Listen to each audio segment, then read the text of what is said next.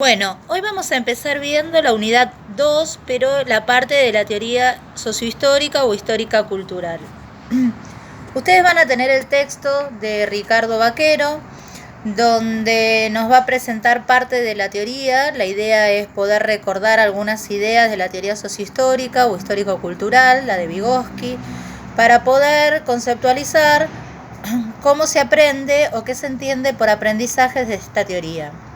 Acá van a ver el triángulo de interacciones que se va a dar entre el sujeto o el objeto y las herramientas. La interacción de estos tres elementos, como unidad de análisis más compleja, es la que nos va a permitir decir que un sujeto en interacción con un objeto o un sujeto en interacción con otros por medio y mediado por medio de una herramienta va a dar como resultado un proceso psicológico superior, que recuerdan que eran los típicamente humanos, es decir, hablar, comprender, sintetizar, crear, imaginar, leer, escribir, las herramientas. Ahora vamos a ver el concepto,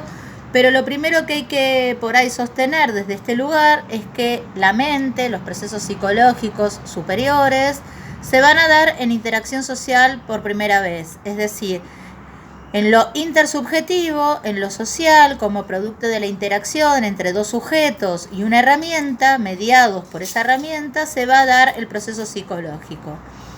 A partir de seguir trabajando y relacionándonos con sujetos y con objetos mediados por herramientas, con similares uso de esos procesos psicológicos superiores, se va a producir la internalización, que era un mecanismo interno que va a generar un movimiento de pasar de esto intersubjetivo a lo intrasubjetivo. Se va a recrear, reconstruir ese proceso superior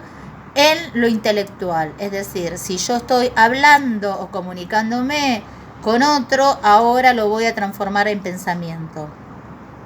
Lo importante es pensar que todo proceso psicológico superior, el proceso psicológico superior alude a lo que Vygotsky llama desarrollo,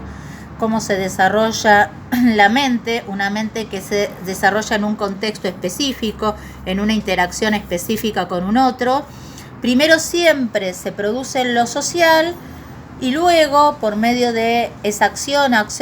interacción, que es una interacción socialmente organizada, se va a generar una internalización y se va a producir un proceso psicológico superior individual, que es la interiorización de ese uso específico, particular, en ese contexto, de esa herramienta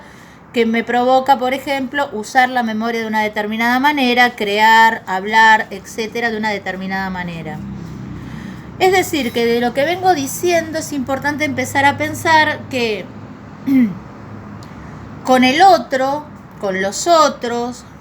en relación con otros, se produce el desarrollo mental y por ende también se va a producir el aprendizaje, que ahora lo vamos a conceptualizar. Por otro lado, siempre la interacción acá, a diferencia de Piaget, que hablábamos de esquemas, acá va a estar mediada por herramientas, en particular el lenguaje y todos los soportes materiales del lenguaje, por ejemplo, la tecnología, pero piensen en los lenguajes matemáticos, artísticos, literarios, todo tipo de lenguaje, tanto gestual como, por ejemplo, simbólico o digital. Y por el otro lado, pensar que las habilidades, procesos o los procesos psicológicos superiores siempre se van a dar y se van a hacer producto, resultado de un contexto y de esas herramientas en una tarea. Es decir, que no está pensando en una mente universal, sino está pensando en procesos contextuados en un lugar específico. Es decir, que esto nos lleva a la idea que veníamos trabajando y discutiendo de que si la escuela es un contexto específico y particular,